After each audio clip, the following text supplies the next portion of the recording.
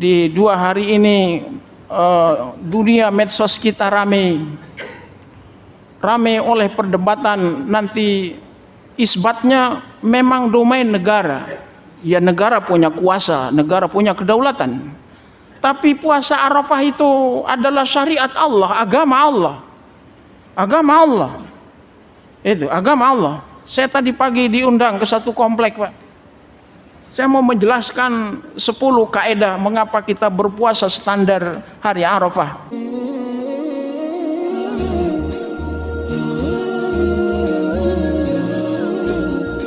Assalamualaikum warahmatullahi wabarakatuh.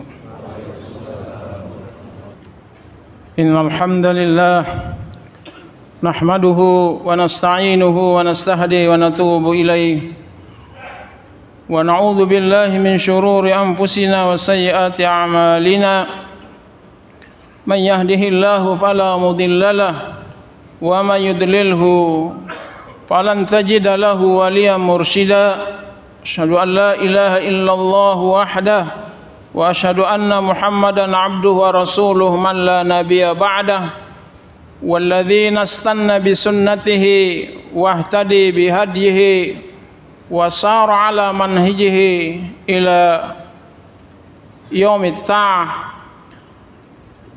Usikum wa nafsi bi taqwallah haitsu yaqulullah azza wa jalla ya ayyuhalladzina amanu taqullaha haqqa tuqatih wa la tamutunna illa wa antum muslimun wa ba'du.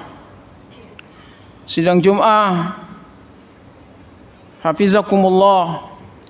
Hari ini kita memasuki awal Zulhijjah berdasarkan isbat NKRI kita.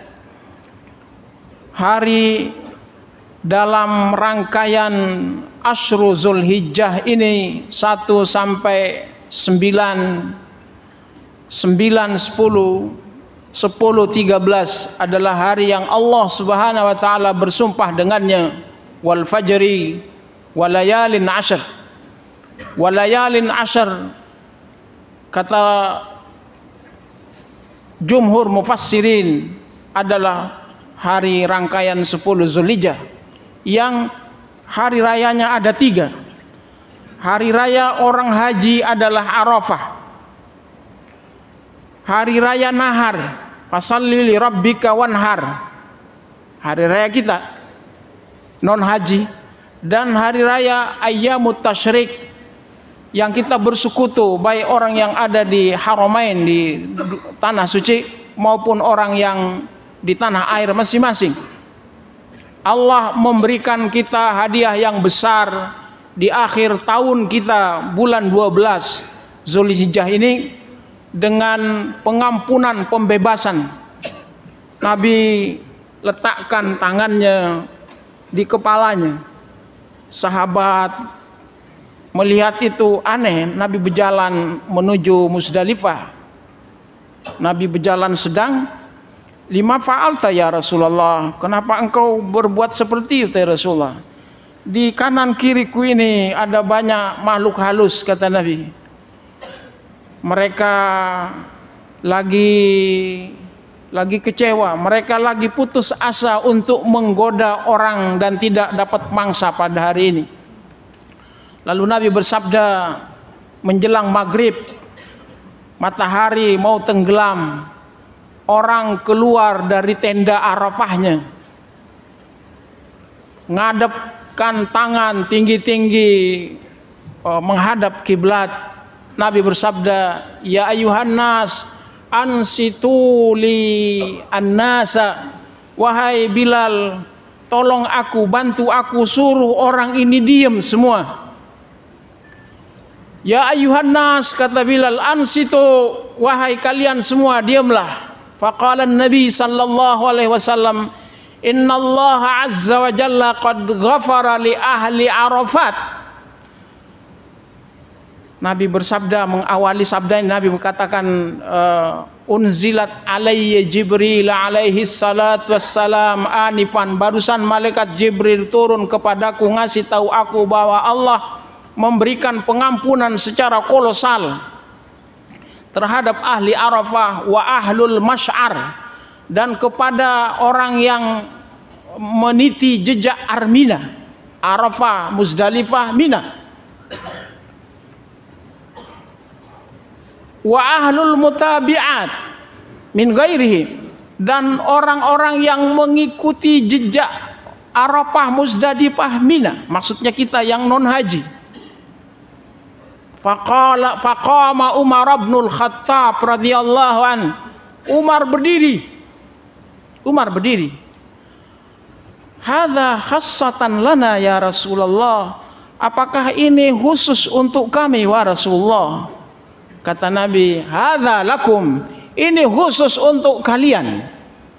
Pengampunan yakni Arafah yang hari raya haji, Nahar yang 10 hari raya kurban, Idul Kurban, dan 11 sampai 13 ayamut tasyrik. Wa man ata mim ba'dihim ila yaumil qiyamah. Dan ini juga berlaku untuk orang-orang setelah kalian sampai hari kiamat datang. Karena itu hadirin sekalian, di 2 hari ini dunia medsos kita ramai oleh perdebatan. Nanti isbatnya memang domain negara. Ya, negara punya kuasa, negara punya kedaulatan. Tapi puasa Arafah itu adalah syariat Allah, agama Allah. Agama Allah. Itu agama Allah. Saya tadi pagi diundang ke satu komplek, Pak. Saya mau menjelaskan 10 kaidah mengapa kita berpuasa standar hari Arafah. Tapi tidak jadi saya sampaikan. Saya enggak mau membebani masyarakat dengan perdebatan ini. Ya, terserah kita sajalah. Tapi saya hanya ingin mengatakan dari mimbar ini bahwa macam kita ini sholat, fa idza qala al-imamu ghairil maghdubi alaihim waladdallin faqulu amin. Katakan amin. Kenapa? Idza wafaqa ta'minahu ghafarallahu ma taqaddama min dzambi.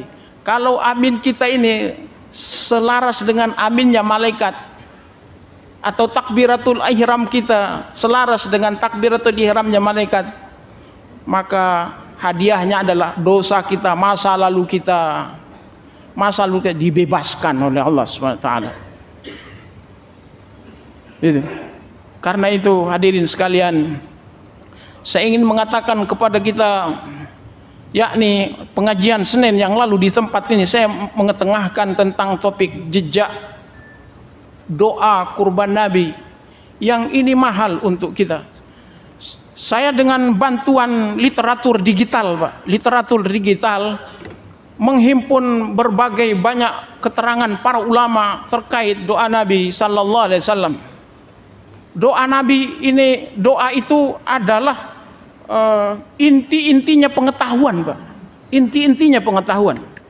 Tidak ada mazhab di dalam doa, nggak ada. Mazhab i'tiqadi, fikih, politik, nggak ada. Doa itu non mazhab.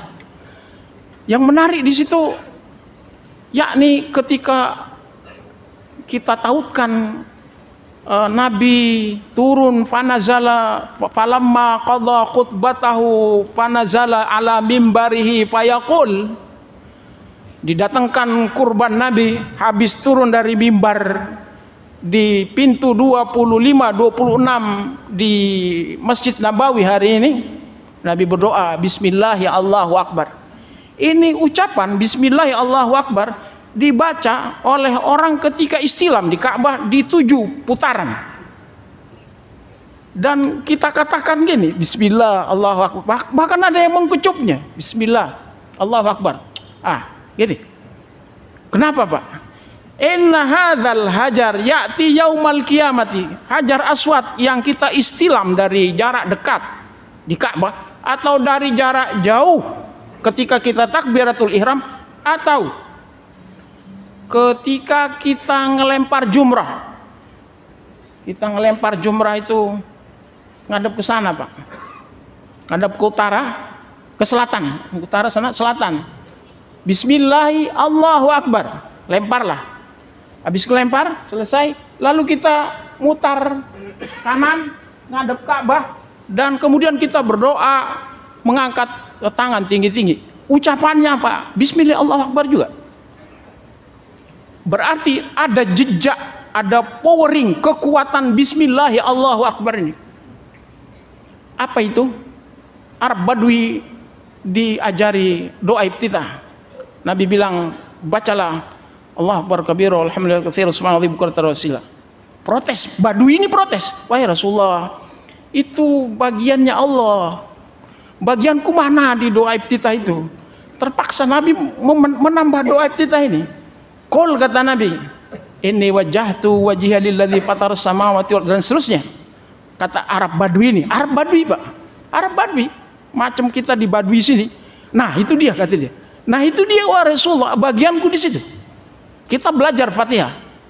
Hadis qudsi bilang qasamtu shalah baini wa baina abdi nisfain. Aku bagi Fatihah itu dua-dua. Separuh kalian, separuh aku. 7 ayat Al-Fatihah itu dibagi 2, 3,5. Terpaksalah iyyaka na'budu wa iyyaka nasta'in dibagi 2, paruh-paruh. Bagi 2, Pak. Bismillah Allahu Akbar, haknya Allah kita tunaikan. Tetapi setelah haknya Allah kita tunaikan itu, Nabi kemudian melanjutkan doanya, hadza anni walaka, ini untukku yang aku persembahkan kepadamu. Karena itu konsep hadiyu, haji kiran maupun tamattu di luar ifrat, maka disebut hadiyu. Hadiyu bahasa kita hadiah. Jadi hewan kurban yang dalam fikih ahli Madinah Rasulullah bawa imma waktu Zulqa'dah tahun 7 Hijrah umratul qadha maupun ketika haji wada. Kalau kita di Indonesia yang KBIHU itu di Jakarta di Pondok Gede dibagi uang, gelang dulu dibagi, gelang, habis itu living cost Pak, duit living cost, real yang sekian bagi. Di dalam living cost kita itu ada uang hadiu kita, ada uang hadiu yang kita hadiahkan untuk fakir miskin yang ada di Haramain, tanah suci. Tapi nggak ada lagi fakir miskin di Mekah. Akhirnya hadiu orang haji ini dikalengkan oleh otoritas penyelenggara ibadah haji Saudi. Allah, maksudnya saya ingin mengatakan kepada Allah hanya meminjam fasalli li rabbika wanhar itu, yakni tumpahnya darah. Dan itu disebutkan dalam surah Al-Maidah ayat 37. La yanalallahu luhumuha wala dima'uha walakin yanalut taqwa minkum. Allah meminjam hewan dalam kaitan ini darah untuk tertumpah. Macam kita wudu, Allah udah ngampuni kita punya dosa sebelum air wudu yang kita pakai itu jatuh ke lantai. Hadisnya seperti itu.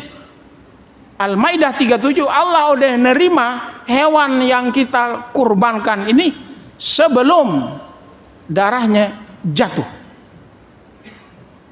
Dan Allah meminjam tamsil, artinya identifikasi, Al-Baqarah 196, wala tahliku ru'usakum hatta yablugal hadyu mahillah.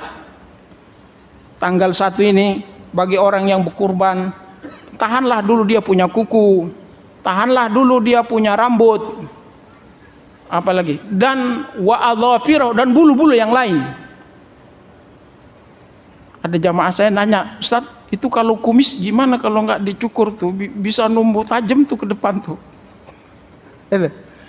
Orang ihram 196 Baqarah ini itu ayat untuk orang ihram Pak. Tapi dalam Sahih Muslim hadis Ummu Salamah diberlakukan untuk orang yang kurban. Ada kesamaan antara orang yang menghadiahkan hadiunya ke Ka'bah dengan orang yang menghadiahkan dia punya kurban di 4 hari 10 sampai 13 Zulhijjah itu. Ditengok-tengok apa maksud hadis ini? Kata Nabi sallallahu alaihi wasallam, innallaha qad harrama ala jasadil anbiya'il ard. Allah haramkan tanah ke jasadnya para nabi untuk dimakan oleh tanah. Sejak saya memahami hadis ini, membaca hadis ini, saya bilang sama jamaah haji atau jamaah umroh, ente kalau sholat di Masjid Nabawi, apalagi ibu-ibu Pak, ibu-ibu itu dia punya saf, kalau ditarik garis lurus ke depan itu raudhah itu. Raudhah. Kalau kalian baca assalamu alaika ayyuhan nabiyyu wa rahmatullah barakatuh, bacalah ini kalimat sehusuk mungkin seperti Nabi bilang, salli solatan muwadda, sholatlah kalian seperti sholat yang baru, yang akan mati, sholat wada. Bilal semaput dalam azannya yang terakhir, lama semaputnya, siumanlah Bilal. Kok tadi semaput itu gara-gara apa wahai Bilal? Kata sahabat. Kata Bilal, aku tidak tega, aku tidak bisa menahan gemuruh dadaku ketika aku sebut nama Rasulullah, asyhadu anna Muhammadar Rasulullah. Orangnya udah terbujur kaku, kata Bilal. Lalu Bilal akhirnya pergi kepada Abu Bakar Siddiq, wahai Abu Bakar, kau dulu membebaskanku dari Umayyah itu karena untuk kepentinganmu atau untuk kepentingan Islam? Kata Abu Bakar, untuk kepentingan Islam. Habis itu Bilal akhirnya pergi ke Habasyah, ke negerinya. Jejak Bilal ketika Nabi Isra Mi'raj, orang pertama yang dijumpainya salah satunya Bilal. Ya Bilal, ini sami'tu khasyathaka amami, aku dengar bunyi bakiakmu lewat di hadapanku ketika aku sholat. Apa yang kau lakukan? Jejak Bilal, Pak. Jejak Bilal orangnya masih ada di Mekah, tapi jejak sendalnya, jejak bakiaknya, terompahnya sudah masuk surga. Masuk surga duluan. Jejak. Gitu. Karena itu hadirin sekalian, bulan 12 Zulhijjah, Asyru Zulhijjah ini penuh dengan jejak. Wali ahli baiti, dan kurban ini juga untuk ahli rumahku. 15 orang dari pihak suami, 10 orang dari pihak laki-laki. Karena itu berbahagialah kita ayah, kepala keluarga yang bisa berkurban, dan pahala kita itu bukan hanya untuk kita sendiri. Lalu Nabi berkata, wa amman lam yudhahi min ummati, dan ini juga pahala kurban ini untuk umat-umatku yang tidak bisa berkurban. Nabi sudah bayar lunas, seakan-akan kurban ini utang, Pak. Utang. Jadi zakat roh, zakat nyawa. Kenapa? Karena kita bangkit dari kubur itu pakai kendaraan. Di dalam tafsir Al-Kabir, Imam Fakhruddin Ar-Razi asal Persia, 3 yang pakai jalur atas, seperti cahaya, seperti angin, seperti burung terbang, jalur atas. Jalur bawah 4, seperti kuda perang, seperti lari maraton, seperti orang berjalan, seperti orang merangkak. Haji enggak, umroh enggak, kurban juga enggak. Kata Nabi pada Ibnu Al-Khasyasiyah di zamannya, ketika tahun ke-9 dia berbaiat masuk Islam kepada Nabi, disuruh sholat mau, disuruh puasa mau, tapi disuruh zakat dan disuruh untuk jihad fisabilillah enggak mau. Kata Nabi, la sadaqata wala jihad fabima tadkhulul jannah. Kau ini aneh, kata Nabi pada orang ini. Suruh sedekah enggak mau, suruh jihad enggak mau, fabima tadkhulul jannah. Kau masuk surga itu pakai modal apa? Haji enggak, umrah enggak, kurban juga enggak. Pakai apa kita masuk surga? Pakai apa? Karena itu hadirin sekalian, kurban ini asasnya kolektif. Boleh sak rumah, boleh sak pengajian, boleh nyari teman yang lain, boleh. Karena asal kurban ini tidak seorang-seorang. Karena apa pula? Karena kita masuk surga juga tidak seorang-seorang. Wasiqal ladzina taqaw ilal jannati zumara. Kita masuk surga itu dalam surah Az-Zumar, masuk surga bareng-bareng, masuk surga berombongan. Kita berharap Allah melapangkan kita rezeki menuju 10 Zulhijjah ini. Aqulu qouli hadza wa astaghfiruhu innahu huwal ghafurur rahim.